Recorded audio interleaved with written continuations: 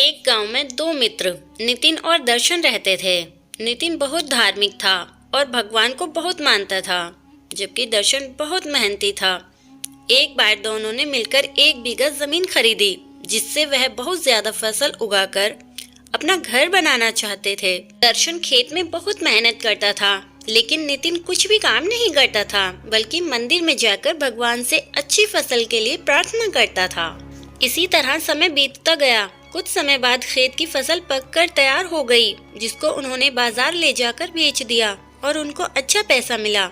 घर आकर दर्शन ने नितिन को कहा कि इस धन का ज्यादा हिस्सा मुझे मिलेगा, क्योंकि मैंने खेत में ज्यादा मेहनत की है। यह बात सुनकर नितिन बोला, नहीं, धन का तुमसे ज्यादा हिस्सा मुझे मिलना चाहिए, क्योंकि मैंने भगवान से इसकी प्रार्थना की, तभी हमारी अच्छी फसल हुई। भगवान के बिना कुछ भी संभव नहीं।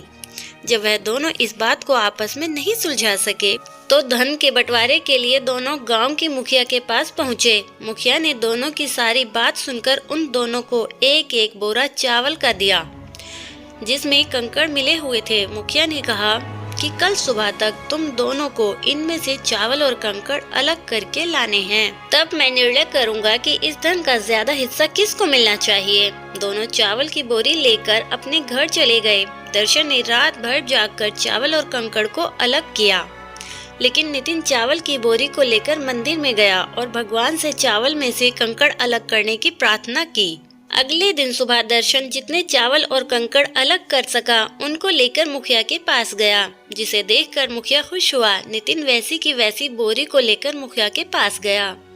मुखिया ने नितिन को कहा कि दिखाओ तुमने कितने चावल साफ किए हैं। नितिन ने कहा कि मुझे भगवान पर पूरा भरोसा है कि सारे चावल साफ हो गए होंगे। जब बोरी को खोला गया तो चावल और कंकड़ वैसे के वैसे ही थे।